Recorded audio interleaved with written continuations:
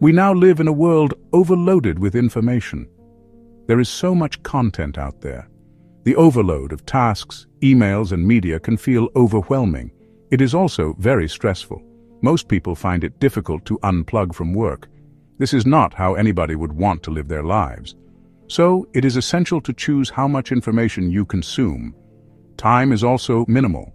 That is why it is crucial to decide how much you do. The secret to doing this is setting limitations. You will find that setting limits will reduce your stress. You will be able to make more time. You will also be able to work more efficiently. Having less to work on allows you to focus. That is the essence of this book. You will learn how to implement simplicity in your life. Simplicity is about identifying the essentials. Then, it is about getting rid of the rest. Are you ready to declutter your life? Why less is powerful. We live in a finite world. That means that we will run into limits. It's easy to think limitations are problematic. Since your time is limited, you are probably trying to maximize it. That may look like packing your schedule to the brim. You become so busy that you do not have time to breathe. The problem is not with the limited time you have. The problem is in trying to increase how much work you do.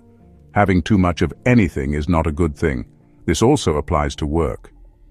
Doing too many things does not mean you are productive or effective. It often means you are overworking yourself. As a result, you become stressed. Setting limitations means you must choose wisely. This is what the author Leo Babauta refers to as choosing the essential. This allows you to do more with less. You can optimize the time and energy you have. When you focus on the essentials, you can do more with fewer resources. Do you find any aspect of your life overwhelming? Then it may help you to think about setting limits. This will help you simplify. For example, maybe you have too many emails. One way to set limits is to check your inbox only twice a day. Then, limit yourself to responding to only 5 emails each time. This will force you to pick out the most important emails.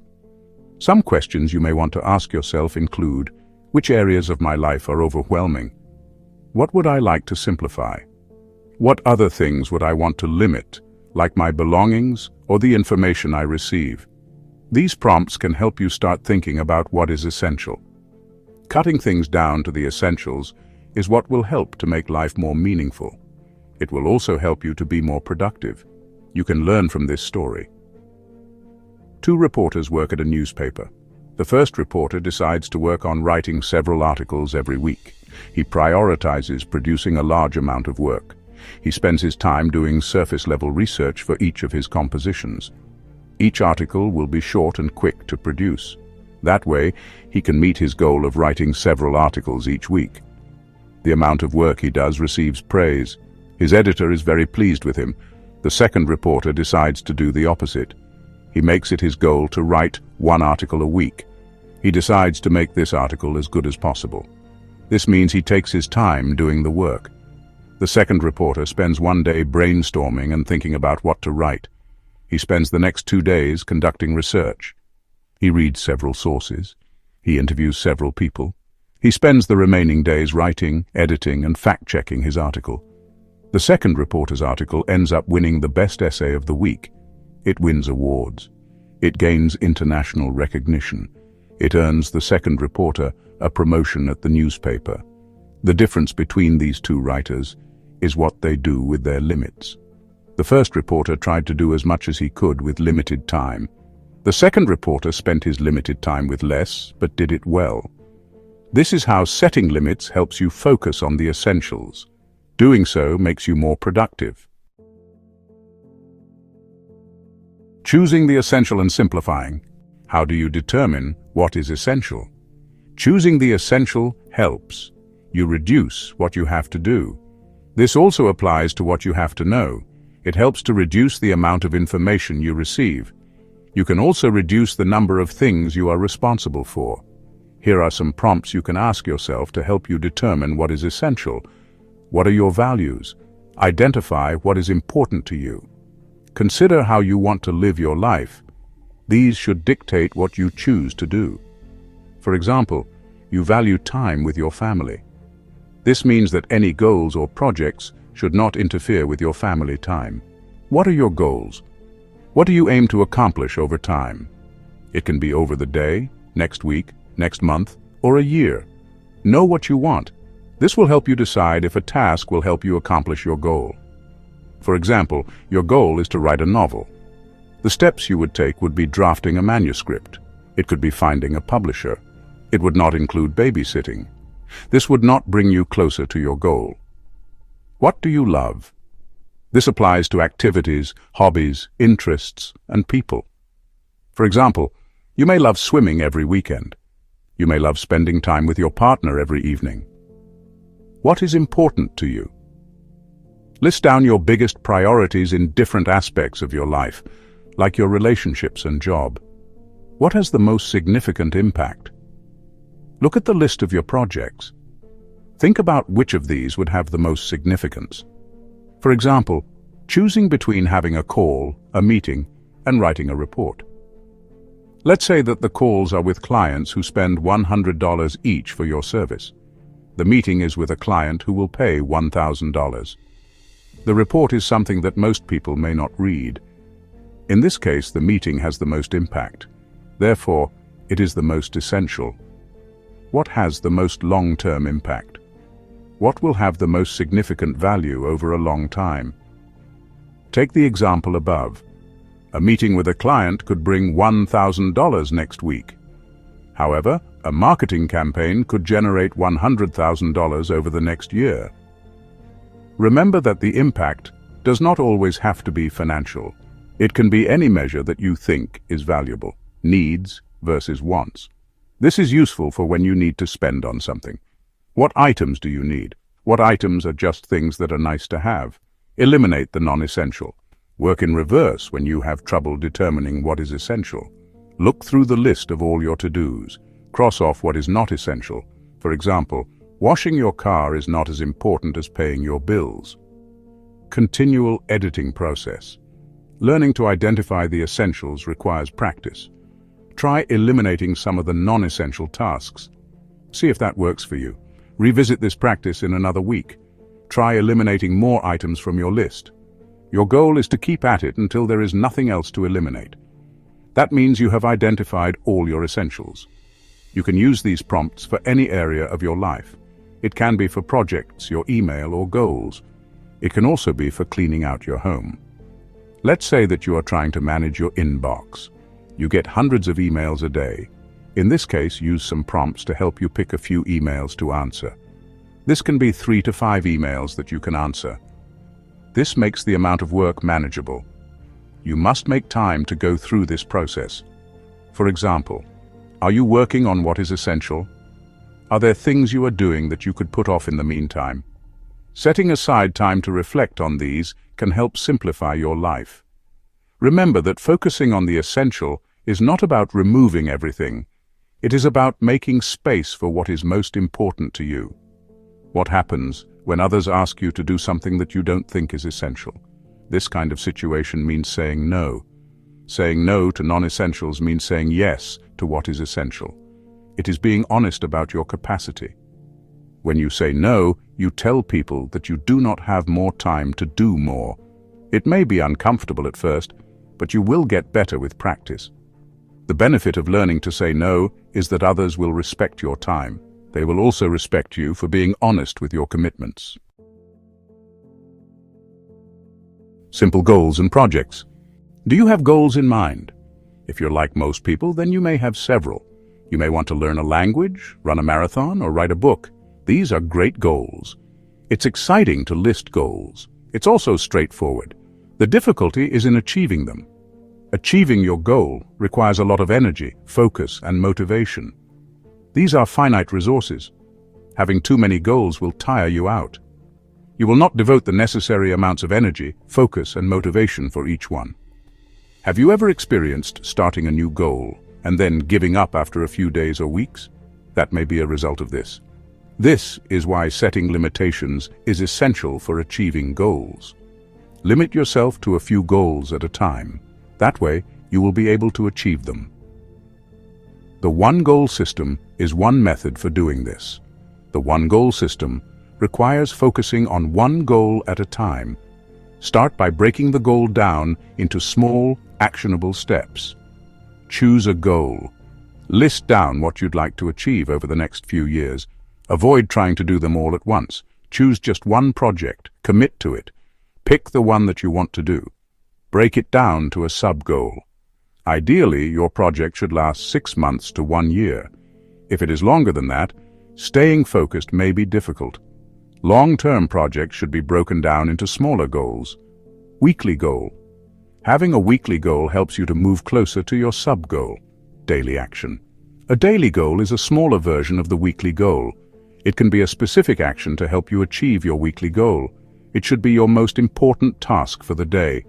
This will help you stay focused and motivated. Avoid delaying it. There are also times when one project is not ideal. Most of the time, one project gets held up. So you are not moving to the next step right away.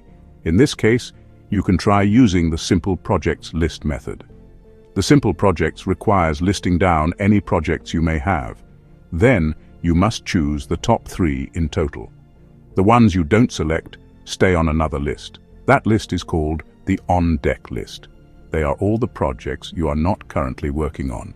The goal is to complete the 3 projects on Simple Projects. Then, you can take on the projects from the on-deck list. This helps keep your projects at a manageable level. You only have to focus on a limited number. Remember, setting limits is the key. Having 3 projects does not mean working on them all at the same time. It means that when one project is on hold, you can work on another task from a second project. 3 projects is a generally manageable number. Doing more than 3 can lead to burnout. Then you will not be as productive. Remember to focus on completion. The point of projects is to finish them. This means you must focus on making progress on your project. For example, you have decided that you want to become a lawyer after graduating from college. This is your one goal. It will be what you focus on working towards for the next few years. Becoming a lawyer is a significant goal. It will require breaking down into many other sub-goals, weekly goals, and daily action. From your one goal, you can break this down into sub-goals. For example, you will have to go to law school. Going to law school will take at least 3 years. Since the time frame is still quite long, you will have to break it down some more. This makes it less overwhelming. One way to break down this sub-goal is to identify potential law schools. Start reading up on their programs. A daily action could be to read the program of at least one school. Sub-goals take a few months to complete. Weekly goals should be achieved per week. The key here is to break significant goals into smaller ones. This makes it less overwhelming. Smaller sub-goals make things feel more manageable. When it feels effortless, you are more likely to do it. On motivation. One of the most difficult things about achieving a goal is staying motivated. It can get boring or exhausting to do something for so long. Staying consistent is necessary for meeting your goals. It takes patience and motivation. Motivation is what inspires and pushes you to meet a goal. It helps you stick to your goal when you face roadblocks. It helps you to keep going. There is both positive and negative motivation. Negative motivation can be working under pressure, threat, or fear. For example, knowing you could get fired can be a negative motivation. However, positive motivation is more effective. There are 8 different ways that author Leo Babauta suggests to motivate yourself. Motivation is crucial. It will help you sustain the focus and commitment for achieving your goals. 1. Start small. Make it easy for you to build momentum. Start with a small and easy goal. This will help build your confidence. You will be more likely to keep going. 2. One goal. Try not to achieve too many things at once. Focus all your limited time, energy, and focus on just one goal. 3. Examine your motivation. Think about your reasons for starting something. Maybe you are trying to get fit for your family. That might be a stronger incentive than doing it for yourself. 4. Really, really want it. Whatever your goal is, it must be something you want to do. It must be something you are willing to put in the work for. It should get you excited. 5. Commit publicly. Making a public commitment makes you accountable. It is natural not to want to look bad in front of others. 6. Get excited. Learn to pump yourself up for your goal. Sometimes talking to others about your goal helps get you excited. 7. Build anticipation. Sometimes it helps to not start on a goal right away. Try setting a date in the future as a start date for your goal. 8. Print it out, post it up. Making a mantra of your goal can help you stay motivated. For example, exercise 15 minutes daily. You could post this on your wall, refrigerator, or desktop.